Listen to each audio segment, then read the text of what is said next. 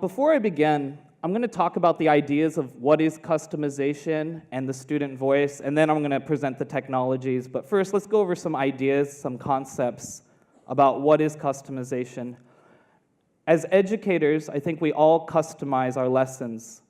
Our classes are unique, our schools are unique, and especially students. Every student is unique in their own ways.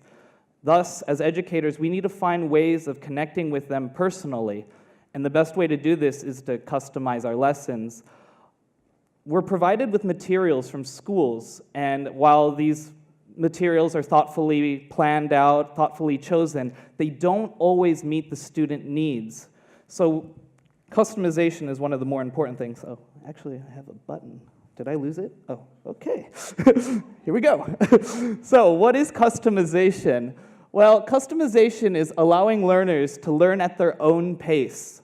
What does this mean? It means whenever and wherever they can. And with technology, students have the accessibility to get these lessons anytime, any place. In Korea, we are very lucky because of the technology and the smartphone. It's everywhere, and internet and computers. So allowing students to learn at their own pace whenever or wherever. Differentiating lessons for students of different skill sets. English is quite complex. There are different skills. Speaking, reading, listening, and writing are the main ones. Some students will be higher level in speaking, while they're writing, maybe their listening might be a lower level. We need to find a way of differentiating these lessons, being able to specifically customize it for different skills. Varying implementations, and this goes in, nowadays the main one is student-driven lessons, letting students decide. I'm going to go into more of this when I talk about the student voice, but hands-on approaches, allowing students, giving them practical ways of learning, and so on. Technology, obviously, I'm going to go into implementation with that. Letting students choose their own path, and this is related to adjusting to students' backgrounds and needs, and also giving students a voice. These three ideas are what driving students' interest. We want our students to be engaged. How can we engage them more? Well, we want to customize lessons where they choose where they're going. What do they want to learn? What are their backgrounds? I've lived in Korea for 10 years. My first year or two, I didn't know what Korean students thought, what were their interests. Knowing these backgrounds and needs helps them give their own voice, and I'm going to be talking about the student voice as we continue. I'm going to slow down again. I think I've been talking fast, so one more. If I'm talking too fast, just raise your hand like this. It will mean slow down, Zach. This is one of my first jobs. I worked at Hungil Elementary, and I want to give some examples of how these ideas can be seen in our classes. Whoa. So how can these ideas be used in our classes? Some examples. Hungil Elementary School is located in Gudo Digital Complex area. It's a great school, great kids. I worked here as a public school teacher. These are the books that were provided for me. I'm sure some of you might recognize these if you work in the public section of schools. Differentiating lessons is really important in public schools. Why? First grade students are learning first year material. It doesn't matter whether they already had prior information or their skill level is higher or lower, they just learn the material that we're given. And this is not great because we need to be able to adjust the lessons for different skill sets. Some of my students had years of private tutoring. They were much higher. Some of them had lower skills because of less learning, less education. So the books were fine, but I wanted to adjust the lessons, customize them for different students within the same class. We're not allowed to change the levels of classes just first year. I'm sure many of you are familiar with that. This problem is not like this in KNU. I work at the conversation program. They are level tested. They have an interview, and we put them in a level. So worrying about differentiating skill sets, sorry, I'm bad with this.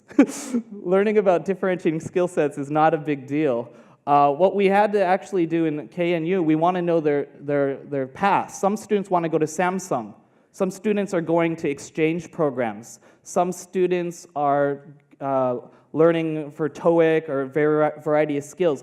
We want to give them the ability to choose their own path. Where do you want to go with this English lesson? So again, younger students, we usually guide them a little more, but when they get into university or higher levels, you sort of want them to choose their own path, enabling them to find their own way. This is Heinsa. I actually teach here Tuesday and Thursday. I told you, I've had a lot of different experiences. So Heinsa, it's a Sungade Hakyo, monastic college. There are students there. I've been teaching there for 7 years. They go on to a variety of different things. They have a lot of different backgrounds. I'm sitting in a class with like sometimes 60 or 70-year-old men and 19-year-old men, but they're much younger. They come from a variety of backgrounds. Some of them had already jobs in the past. Some of them are just grew up in the temples their whole lives. And they have different needs. Some of them go on to Zen schools, some of them go on to graduate schools, and so on. So I need to adjust these lessons for my students. So this is how you could see customization. I'm sure all of you in your own classes, this is a natural idea and you've already thought about it. I just wanted to explain some different scenarios with it. Sort of something that might not as be familiar in Korea might be, what is the student voice? And this is an idea in America that's been going around a lot, like giving students a voice, letting them control their education and also voice what they know and what they want to know. We want to give students a voice for a variety of reasons because we want them to shape their own education. Take control of it. The ownership of your education allows you to be more confident and proud of what you're learning, and also it motivates you into learning what you want to learn. Policies, programs, context, principles, contents, and paths are a variety of ways. I'm going to be focusing mainly on contents and paths. While all of these ideas are important, my main concern is contents. What are they learning, and where are they going with this? Again, the student voice. So why is it important? Allowing students to contribute. We want our students to be engaged with their learning. We want them to contribute. We want them to be in class and be active students learning. We want them to find their own path, which is related to the customization. We want to encourage these things. We want them to take ownership of this. We also want to build relationships. And this is actually very important. I want to have a relationship with my students. I want to be able to know what they're thinking, why they're thinking the way they are, where they're going with the information. This relationship between student and educator is very important. Promoting decision makers, we want students, again, to decide what they're learning, thus taking ownership. Learning and teaching evaluations is basically, students can also evaluate themselves, reflect on themselves, and learn by reflection. And lastly, learning by teaching. A lot of students want to actually show what they know to their fellow students, to their teacher. They want to teach us what they learned, thus teaching themselves, reinforcing the idea of what they learned by teaching these ideas. So these are why we should promote the student voice and why the student voice is necessary in education. Sparking interest, we want students to learn by learning something they want to know. And by giving them a voice, they get to choose what they learn by sparking this interest. Increasing inquiry, we want students to be curious. We want them to ask us questions, want them to go further than what we are educating them, asking their own questions, developing themselves and growing by asking these questions. Reflection, we want students to reflect on what they've learned. We want them to think back. And this is almost a review process. When you review the education that you've learned, you are reflecting on what you learned. Was it helpful? How did it help me? How can it be applied in the future? And these last ones are just relevance. Giving a student a voice is relevant to them because they are choosing what they want to talk about. They are saying what they want to talk about. We want them to be relevant to the students, to their situation, to the time, what is going on right now with us. All right, so the first basically 10 minutes of my presentation are just explaining these ideas. A little bit boring in my concern. So we're going to combine how customization and the student voice can be related. These are the ideas I talked about before, differentiation of lessons for skills. What does this do? Well, it increases students' comfortability and confidence. And that is important because we want students to be active. If they feel more comfortable with their level, what they're learning is at their level, what they're used to, they're going to feel more confidence and comfortability, thus allowing for more active voices. So customization allows us to then increase this student voice. Allowing students to choose their own paths empowers the students, again, allowing them to be more active participants within the lesson that they're teaching or learning. Lastly, adjusting for backgrounds. These are related to what the students are wanting to learn, their learning needs, or their paths that they want to go in, thus increasing the activity of the student voice again. So you can see how customization and the student voice are highly connected and how they work in relationship with each other. With all the technical things sort of explained now, I'm going to talk about these two technologies. I don't know if this one's on. I'm going to basically show you how they work and what they do together.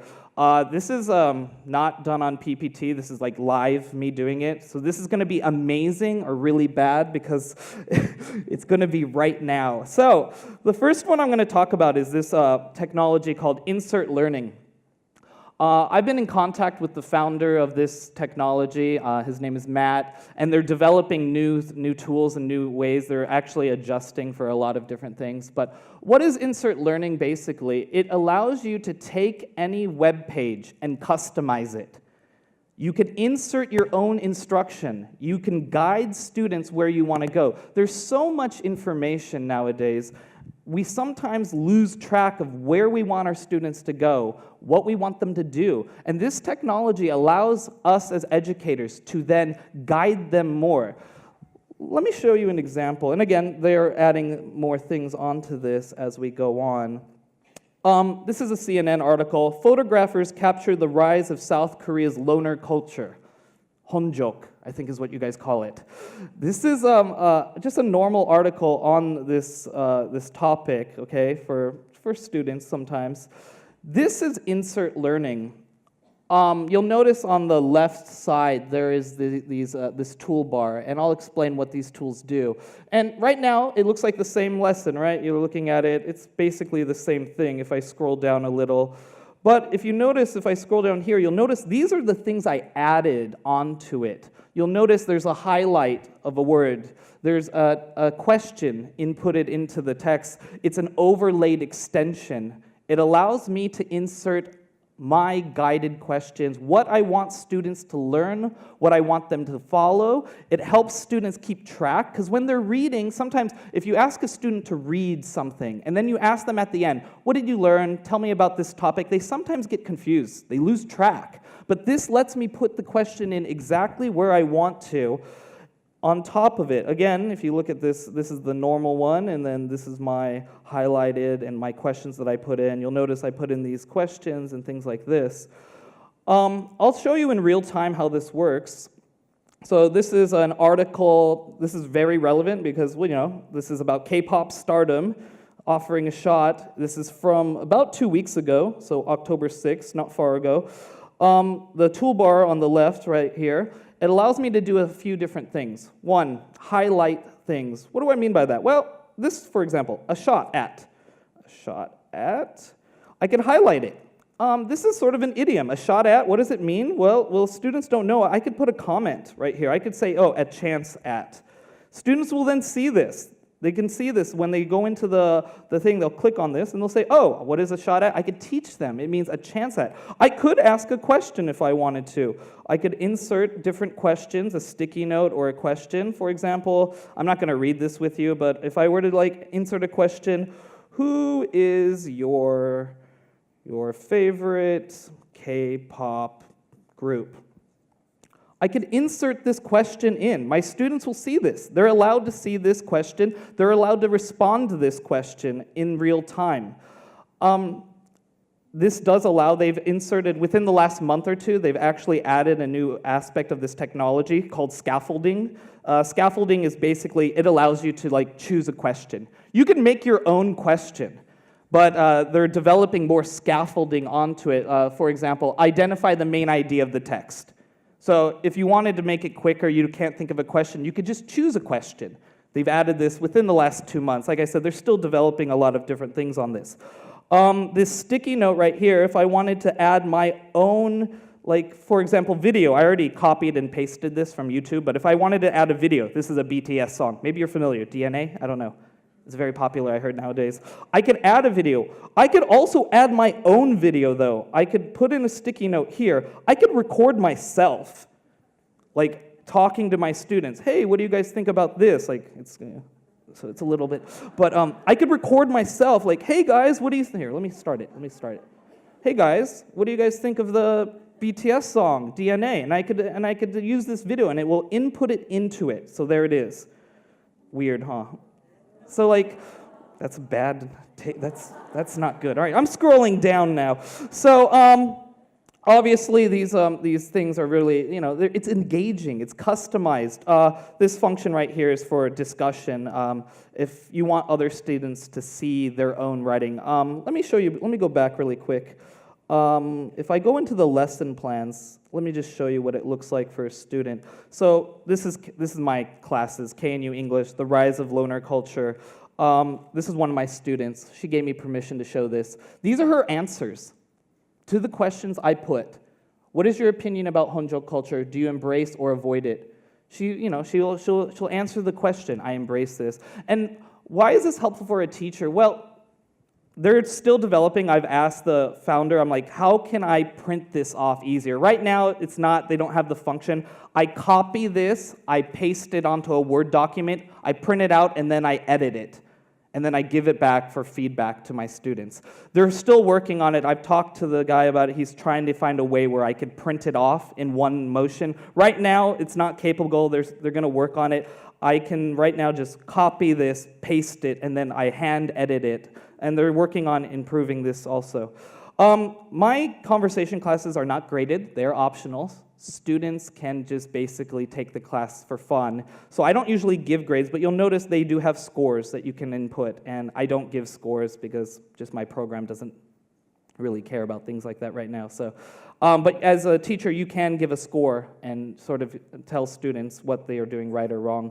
There is a lot of resources that they're doing. For example, if you don't want to create your own lesson, you can go into this public library, and these are updated daily, and there's different subject areas that you could look at: English, math, science, different grade levels, K through university. These are real teachers, real educators that are inputting their own. This is public. Anyone can use it. They want you to use it. They're just uploading these own. So as a teacher, if you wanted to use this, you could go to this public library. Some of these, I've uploaded a few of them, and yeah, it's very interesting, very fun. Some things to note about this technology. One, it's free. You don't need to pay anything to use it. There is an upgraded level where if you want to keep all your lessons forever, it would cost, I think, there is some fee, but I don't pay for it. I just do it for free. Also, you do need Google and Chrome. So some details about this. If you're going to use this, one, you need Google, a Google Chrome account, and you also need a Google account to use it. One thing that is not great about this is there's no app for it. You need to use your computer. And also, using an app for this is really difficult. Writing down on your smartphone would be difficult in general. They used to have an app, but they sort of deleted it out because it wasn't as effective as they thought. So, all right, so this is one, again, insert learning, allowing customization, but again, allowing for students to have their own voice, allowing every student to answer, to give their opinions about things. These are all of my students that have answered these questions before. You'll notice here's my own library. Let me log in here. It will automatically log you in if you already have it. Here are some of the lessons. One very new, sort of newer thing they've added also into it. This is my lesson. Actually, my lesson. It's on Google Docs. You have to publish it. When you if you guys are familiar with Google, I'm not going to go into the details of technical things about it, but you publish your own lesson, and then you could then customize your own lesson. So this is my lesson. If you can't stand the heat, get out of the kitchen, which is a lesson basically on how comfortable are you doing things. And again, a piece of cake. I could highlight it. What is a piece of cake? Well, most people do. Well, it depends. Some students don't know. This idiom means to be very easy. You know? Could you handle your favorite celebrity dying? That would be shocking. Who is your favorite celebrity? I could ask the students. And again, this is my own lesson that I'm now customizing more for students. And if you like, you know, I personally like my lessons. I like customizing different levels, different students. I could then make it easier. And it streamlines it. It makes it so simple. Again, I could customize a lesson like this lesson in maybe 10, 15 minutes. Oh no. And then I can make it pretty easy. And then I assign it to the students. I go here, I assign it. You'll notice ePublic Language World is up here. You guys could also look at it if you would like. It's pretty simple. All right, now that I've talked about insert learning, let me check the time. I will now talk about Flipgrid, which is a very interesting technology. Flipgrid was created in Minnesota by a university professor at the University of Minnesota. In June, it was bought by Microsoft, so it has a huge backing right now. It is a very powerful tool. If Microsoft is investing in it, I would recommend everyone sort of looking into it. Flipgrid is a video sharing service, basically. You're allowed to show videos in between your classes, between your students. I'll sign in here, and I'll show you what it looks like. This is the code. Some of you, I think you guys got a message to download this. If you did, then you would already see it right now. It asks for a password, and I'll show you how this goes. This is just a simple one. You don't need to put passwords. So this is my class, my KNU conversation class. And I'm allowed to make topics, customized topics, based on what I'm teaching in my class. I could upload the topic, for example, simple ones like introduce yourself, a simple topic of introducing yourself. And these are my students' responses. I don't know what he's doing, but these are my students' responses to my topic. Introduce yourself. They're allowed to see it. Everyone can see it. I upload my own. This is me introducing myself. My students will then watch it. They could comment on it. Here, let me upload mine. Let me turn off the sound. Oh no. Hey everyone, this is your teacher, Zach, and thank you for trying out Flipgrid. Okay, so I'm allowed to upload this video. My students are allowed to watch it. Anyone can see it. They can respond to it by clicking on this button right here. They can reply to my message with their own recording. And they're allowed to also, do other things. There's a lot of different functions. I'm not going to go over all the functions of this technology. I will add insert learning and Flipgrid are very user-friendly, so there's quite a few functions I can't really go into. But some of the more interesting things about this technology, after I upload it, you'll notice that there is closed captioning. That's really interesting because the voice recognition, if your student's pronunciation is off, they could see it. They could see, oh, my pronunciation is off. They could practice saying it over and over again. Because, my pronunciation is somewhat good, so it says skills is exactly. This is natural. It just does it naturally. So your students can also look at their pronunciation. What are they pronouncing right? What are they pronouncing wrong? How can they correct it? As a teacher, let me go into Sungmin. He's one of my favorite students. Oh, I have to go into the educator one. So this is the student one. Let me go into the educators one. So this is the educators one. Let me go back, because educators have more function on this. If I go into here, and let's go to introduce yourself, and then Sungmin, here he is. Again, he gave me permission. So this is Sungmin, he's a cute guy. I can then give feedback here. What are they doing correct? What is good about their presentation? What needs some help? I could correct their pronunciation. I could say, oh, maybe your grammar. I could type whatever I want here and just sort of send it. And then it will send them. It will email them this feedback of what they did correct or what they didn't do correct, allowing me as a teacher to then adjust and help them with their English skills. Again, this is all about the student voice. We want students to be active, and we want them to participate in what they are doing.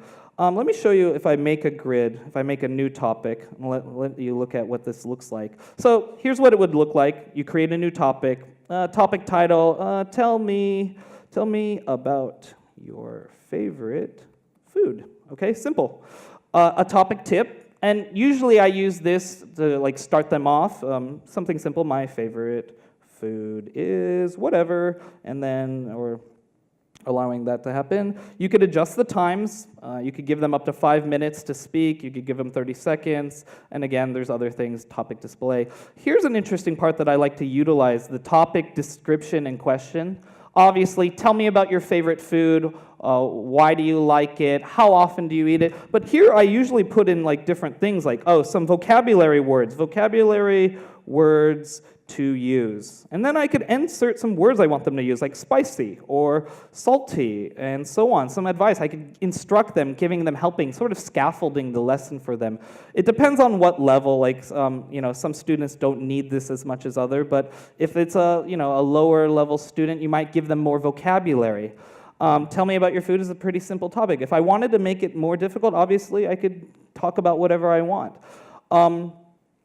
One thing to know again, they have their own ideas, own resources of these things. So Disco Library, they have their own topics. Again, a library of topics to give you as a teacher some ideas. If you can't think of a topic, you go into this Disco Library and then they'll allow you to look at different topics that you have. Again, both of these technologies are still developing. They're adding every month. Flipgrid adds something new, something interesting. Recently, they added grid pals. What is a grid pal? These are other educators. That's me. In Daegu, you can make it public where you could connect with other classes. Maybe you want your class to connect with another class from America, from wherever, Russia, Japan. You could talk to them. Obviously, I'm going university, college, ESL, but there are different teachers from all over. High school ages 14 to 18. Language arts. This is a teacher. I don't know if I should be showing people's names. But there are teachers all over, and you'll notice in Korea it's growing. I was one of the first people at the time. Yes, I'm a pioneer. I was one of the first people to do this in Korea, but I've noticed other teachers. There's other teachers now growing. If you look in America, there are lots and lots. And as language teachers, we want to connect students. We want them to engage with other people, and we want to also hear other voices. And these are the ones in America, and like if you zoom in, you'll see much more. There's just hundreds of people doing this. There's my hometown. So you're allowed to connect with your students and allow them a better idea of other students thinking, and again, engaging, giving them a voice, allowing these things to happen. Let's go to here. I made a Flipgrid for us. Here's us. And it's interesting. Some of you already uploaded. Some people, so this is the one I gave to you guys. I think I uploaded mine. Let's make sure. All right. Again, when you're doing things in live time, the internet sometimes. Oh no. All right. I'm going to give this a second. Oh, there it goes. All right. So here are some people. I'm not going to play them because I don't have permission to play them. But here's the Flipgrids that we did. Here's one for me. I'll play this one for you guys so you could listen to it.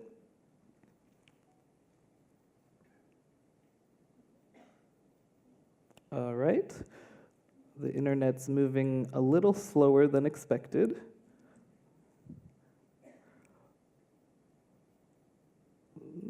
It's not working right now. Here's what I would like you to do, though. If you guys have the app, I know Diana said put away your cell phone, but I would like you to take out your cell phone for a moment.